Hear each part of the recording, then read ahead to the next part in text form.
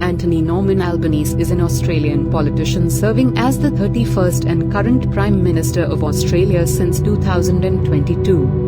He has been leader of the Australian Labor Party since 2019 and the Members of Parliament for Grayndler since 1996. Anthony Albanese, in full Anthony Norman Albanese, by name Albo, born March 2, 1963, Sydney, New South Wales, Australia, Australian politician who became the 31st Prime Minister of Australia in May 2022 at the head of the first Labor government to rule the country since 2013. The only son of a single mother of Irish descent, Albanese grew up in public housing in Camperdown, and in a western suburb of Sydney. Because she suffered from chronic rheumatoid arthritis that sometimes required her hospitalization, Albanese's mother provided for herself and her son with a government disability pension. For most of his childhood, Albanese believed that his father had died in an automobile accident, but his mother revealed to him when he was 14 that he was the product of a shipboard relationship with an Italian steward on the cruise ship on which she had traveled to Europe.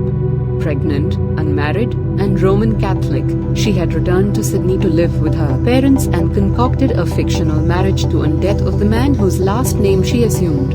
Only after his mother's death did Albanese pursue information about his father, whose whereabouts he learned by investigating the records of the ship line on which his mother had travelled.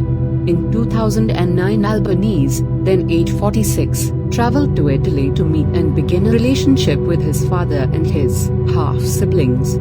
From his mother, Albanese inherited a loyalty to three fundamental institutions on which to base his belief system: Catholicism, the South Sydney Rabbitohs rugby league team, and the Australian Labor Party. At age 12 he participated in his first political action, joining with fellow public housing residents to successfully block an attempt by the local government to sell their homes. In 1979, while still in his teens, Albanese joined the Labor Party. After attending St. Joseph's Primary School in Camperdown and St. Mary's Cathedral College in central Sydney, he worked for roughly 2 years for Commonwealth Bank. Then, benefiting from the tuition-free university policy that had been introduced by Labor Prime Minister Gough Whitlam, Albanese matriculated at the University of Sydney, where he participated in student government while earning a degree in economics. Following his graduation in 1984, Albanese began some 5 years of work as a research officer for the Labor politician who would become his mentor, Tom Uren, then Minister for Local Government and Administrative Services, later Deputy Leader of the Labor Party. During this period, Albanese also served, 1985 to 87, as the President of Young Labour in New South Wales.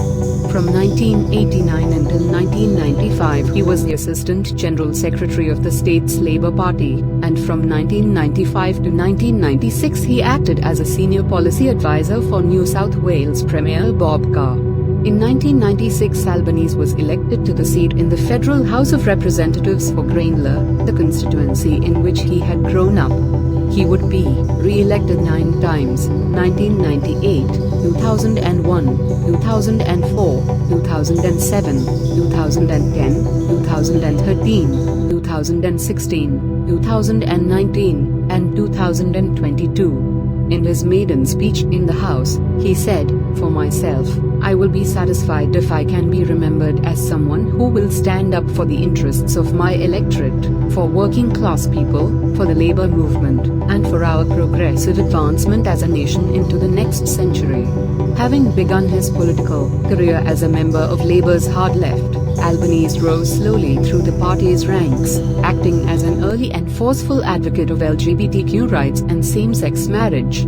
He also took an active role in arguing against the construction of Hindmarsh Island Bridge in South Australia, an issue that not only pitted developers against environmentalists but also divided members of the Aboriginal and Torres Strait Islanders communities. Albanese's tenure on Labour's front benches began with his service as Shadow Minister for Ageing and Seniors, 2001 to 02, and continued with a number of other shadow ministerial appointments until 2007, when Labour regained power. He became Minister for Infrastructure, Transport, Regional Development, and Local Government, 2007 to 10, in the first government of Kevin Rudd, and Leader of the House, 2008 to 13. He also served as Minister for Infrastructure and Transport, 2010 to 13, and Minister for Regional Development and Local Government, 2013, for Rudd's successor, Julia Gillard, and as Deputy Prime Minister, 2013, Minister for Broadband, Communications, and the Digital Economy, 2013, and Deputy Party Leader, 2013, when Rudd returned as Prime Minister. A confidant of both Rudd and Gillard as well as a true believer in party unity, Albanese was shaken badly by the acrimony and self-inflicted wounds to the Labour Party that resulted from Rudd and Gillard's internecine power struggle. Following Labour's loss of power in the September 2013 federal election, Albanese assumed a new set of shadow ministerial portfolios: Shadow Minister for Infrastructure and Transport, 2013 to 16, Shadow Minister for Tourism, 2013 to 19, Shadow Minister for Cities, 2014 to 16, and Shadow Minister for Infrastructure, Transport, Cities, and Regional Development, 2016 to 19. In the meantime, Albo, as he is widely known, earned some notoriety for his love and broad knowledge of rock music. In 2013 he served as host and curator of an episode of the popular Australian late-night music video television show Rage, on which he revealed a predilection for alternative rockers from the 1980s and 90s, such as Nirvana, the Pixies, and Hunters and Collectors. A gig as a DJ at a Labour Party fundraiser led to other charity events at which DJ Albo shed his suit and donned a polo shirt and leather jacket to spill records. During this period, a craft brewery in Albanese's electoral district named a beer Albo in his honor. In 2019, Albanese separated from his wife of some 19 years, Carmel Tebbut, one-time Deputy Premier of New South Wales. The demise of his marriage was not the only loss that Albanese suffered in 2019. After leading in preference polling for most of the run-up to that year's federal election, Labour, under the leadership of Bill Shorten, fell at the final hurdle and was bested by incumbent Prime Minister Scott Morrison and the Liberal National Coalition. In the wake of Labour's devastating defeat, the party turned to Albanese, who was elected unopposed as party leader in late May 2019. His attempts to distinguish himself as the leader of the opposition were complicated, however, by the arrival in Australia of the global coronavirus SARS-CoV-2 pandemic early in 2020, which by necessity put Prime Minister Morrison in the spotlight and often relegated Albanese to the penumbra. Still, even as he supported the government's efforts to combat the virus, Albanese was not averse to pointing out what he saw as mistakes in Morrison's response to the crisis. He was particularly critical of the government's slow implementation of the country's coronavirus vaccination program, lambasted as a stroll out, which would contribute mightily to a precipitous fall in the public's approval of the Prime Minister's handling of the pandemic. In January 2021, Albanese's life reached another important crossroads when he was involved in a two-automobile collision in Sydney in which he sustained serious injuries. The accident left him determined to do everything he could to make an impact as a public servant and to undertake healthier life choices.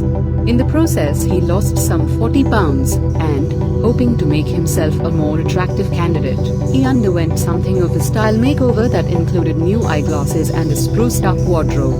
As he positioned himself to talk on Morrison in the election that would be called for May 21, 2022, Albanese adopted a seemingly cautious approach to policy, dubbed small target, that distanced him from a raft of specific policies that had proved unpopular for Labour in the 2019 election. Nevertheless, in the wake of another round of widespread bushfires and flooding in 2021 that was widely blamed on climate change, Albanese staked out a climate policy that set a carbon emissions reduction target of 43% by 2030 and promised to increase the share of renewable energy in the national electricity market to 82%. While these targets were less ambitious than those cited by Labour in the 2019 campaign, they were in marked contrast to Morrison's proposed 26 to 28% cuts. Albanese also pledged to increase the minimum wage and to provide more government support for healthcare, childcare, and nursing homes.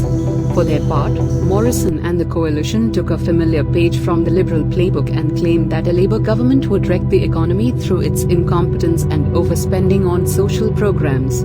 For many voters, the election shaped up as a personality contest between Albanese and Morrison, whose leadership style struck some Australians as blustery and autocratic. Neither candidate, however, had high approval ratings in opinion polling.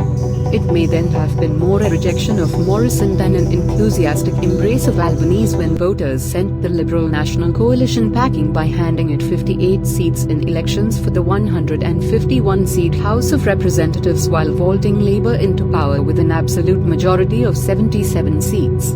A raft of community-recruited, independent candidates who were focused on gender equity and climate-related policy had contributed mightily to Labour's victory by displacing a number of Liberal incumbents.